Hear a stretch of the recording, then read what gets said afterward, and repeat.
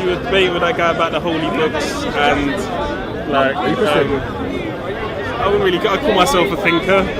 Or what they call the true definition of an anarchist, not these idiots who go around blowing stuff up, but someone who will go to anyone in any religion and say, tell me what you got here, and then I'll take the bits that make sense to me, and the bits that don't make sense to me, I'll leave alone. Basically, like that's what I would do. But I was just wondering, you guys were kind of debating what some of the people were meant to have said in the Bible, etc., etc. And I was just thinking in my head, I was just like,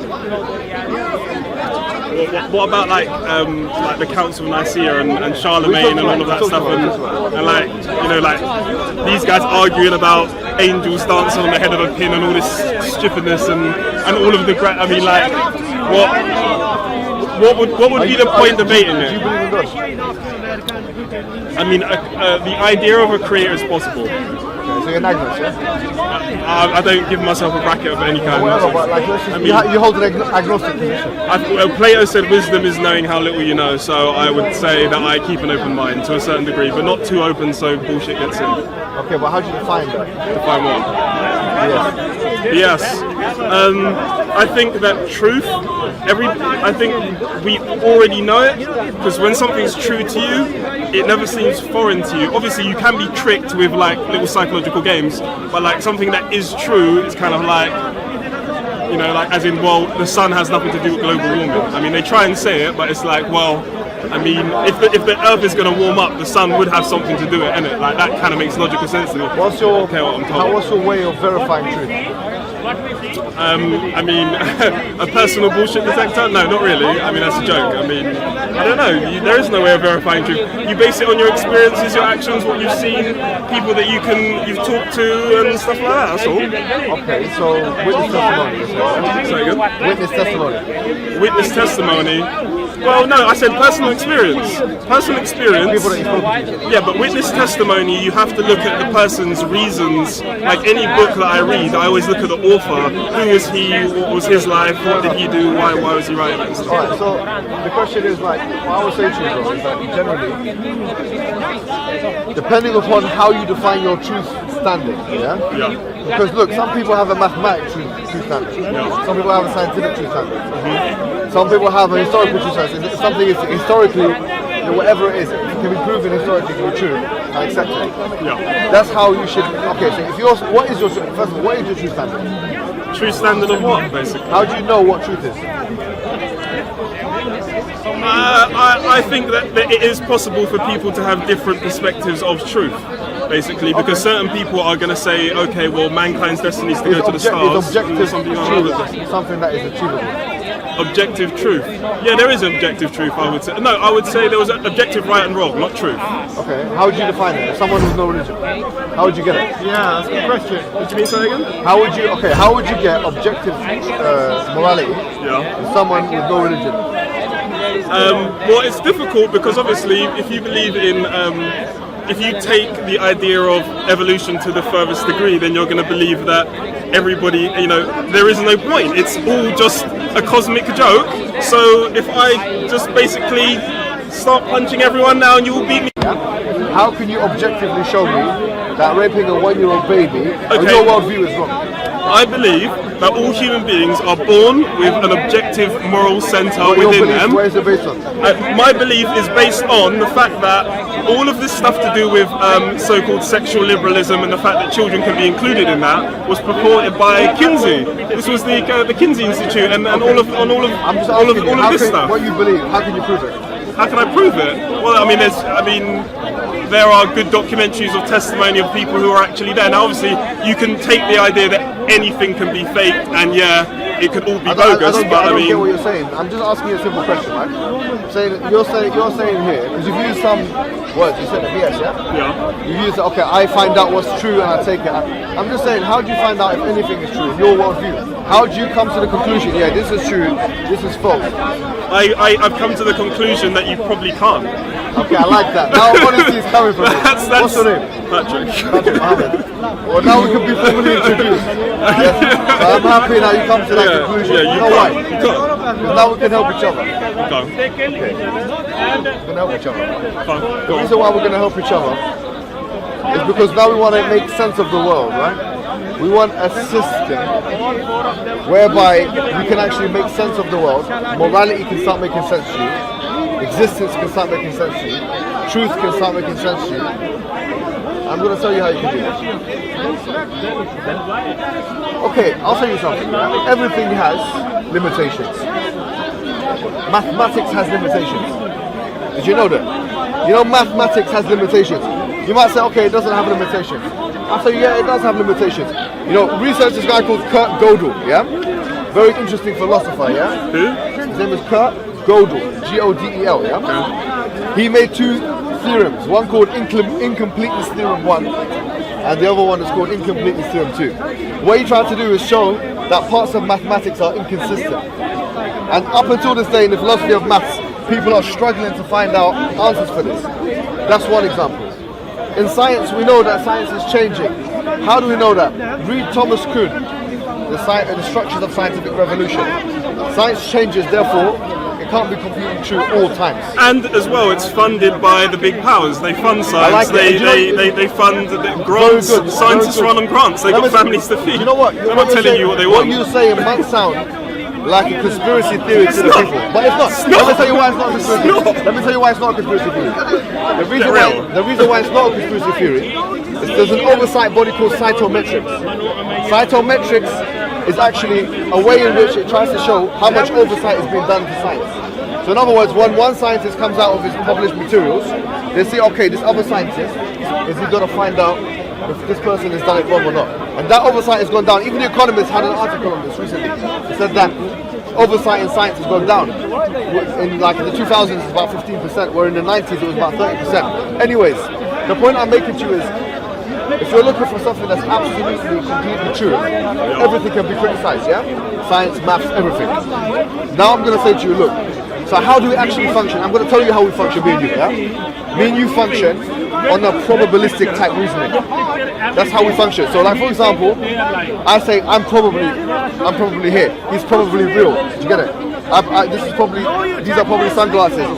And so on and so forth. If I call someone, yeah, I probably know that it's actually that person on the other side of the phone. Even though literally it could be someone else faking their voice. Scientific pessimism. No. What I'm saying is that we work on probability reasoning. Yeah? Yeah. I'm saying if we use that same reasoning, Yes. let me just introduce you to one argument. You believe in a higher power, you say it's a higher power, right? So I'm saying, let's use that same argument now. Let's go through this. We as Muslims, we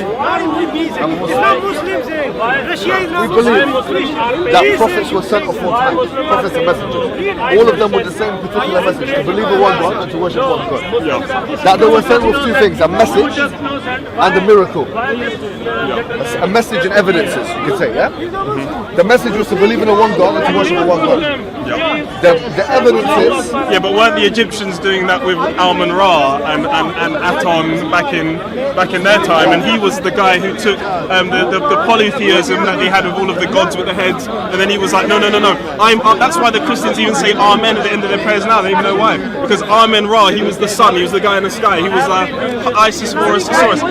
He was the guy who was basically the real founder of monotheism. What we believe in, yeah? We can substantiate this with not only scriptural evidence but historical evidence, yeah? We can say that even to the Egyptians, there were prophets that were sent. So for example, obviously in the biblical narrative and the Quranic narrative, we believe Moses. Now if you look at the time of Murempata, the Stela of Murempata, the Stela is like a big rock that the Egyptians write on it, yeah? On the 27th line, it says that Beni Israel were there. Now who are Beni Israel? Almost all Egyptologists agree that Beni Israel here are the children of Israel, yeah? So the children of Israel is a reference to the people that Murempata says we excluded from the land and all this kind of thing. Now, this coincides with the time of Ramses II because Murempata was at the same time of Ramses II. From this we can say that even our claim that there are prophets that have come at full time with the message that there's only one God worthy of worship is substantiated not only archaeologically but with primary source materials from the Egyptians. Now you mentioned the Egyptians, that's why I've mentioned it. I could find a bunch of black dudes over there, a bunch of Chinese people over there, but plus as well, the thing is, why do we focus on one area of the planet at one specific time and then say anything that happened there gives the historical right for everything. What about the other random people with Aboriginals in the jungles doing what they were doing? Why is not what they believe relevant as well? Why don't we follow that shit now? I'm saying it's all irrelevant, and you've got 70 years, and you might as well just keep it moving. Let me ask you directly. Let me tell you something. That look, we agree with that point.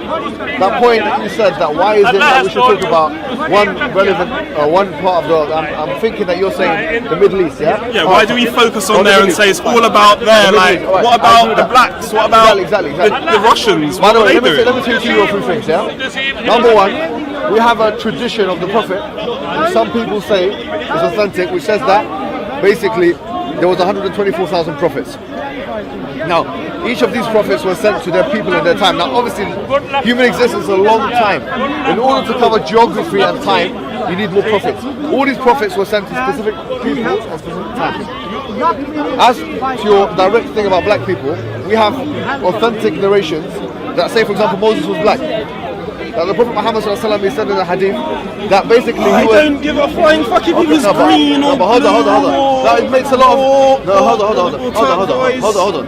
You made the claim that why is it the case that the message is only being delivered to a certain kind of people in a certain place? Yeah? Fine, you know, what I'm saying to you is that some of our mightiest messengers, like Moses, and some say even Jesus, that he was darker than obviously the depictions the Christians have, that these individuals were sent first of all to Africa, so because Egypt's in Africa, and at that time in Africa, I'm Egyptian, but obviously people didn't look like me. They look more like you, my friend. So when Moses came to his people, it came to people that look like you, not people that look like me. Even though what you might associate with like Moses and the story of Moses is people that look like me.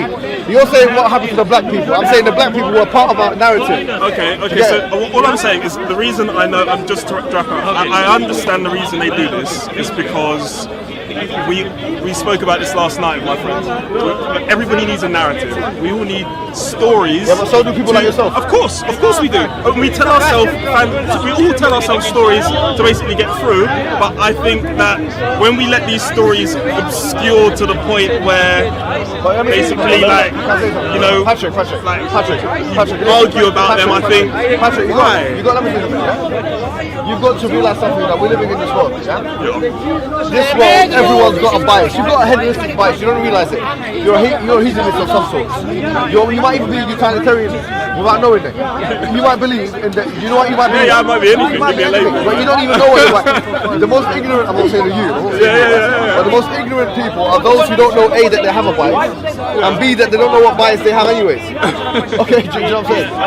We have to realize something, that we're all biased. We're biased. It's not about having a bias, it's about which bias is true. Alright, so what I'm saying to you is that our narrative, we have evidences that substantiate its truth value. You get it? So it's not like we're just coming to you today and saying, look, believe, and these are nice stories here. No, I'm coming to you today, Patrick, saying, look, we have a narrative, yes. We have a bias, yes. We admit it, because that would be disingenuous if we didn't admit it. But what I'm saying is that with this narrative, and with this belief, we also have evidences. And if you're a man of probability reasoning, as we talked about in the beginning, then you would accept that, okay, at least we have a case. Okay, so just to wrap it up, I would say that I agree with that, but I agree with you all the way up until my probability reasoning doesn't take that particular narrative, although I respect it. What you said there doesn't make sense. You know why?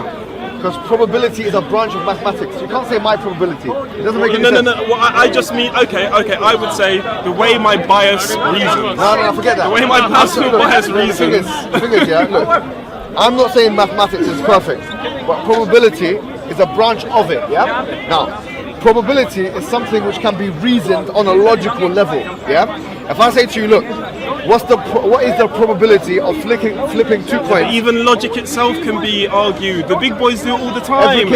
They come in with a new law and say, hey, look, this is logical, and that wasn't logical, and you have to believe it. So I'm asking you a question. Do you take rationality as a premise?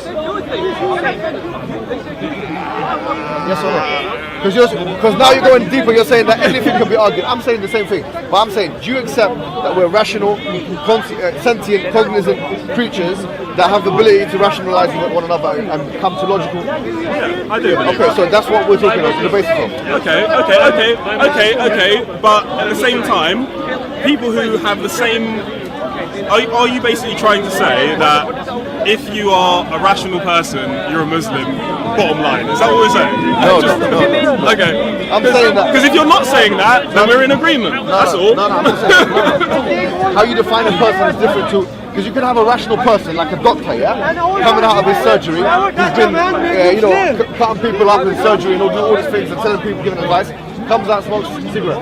Yeah. Okay, he's a logical, rational person, but is he doing a logical, rational thing? Well, we're naturally irrational creatures, obviously. That's why I'm here on a Sunday. The point I'm making to you today.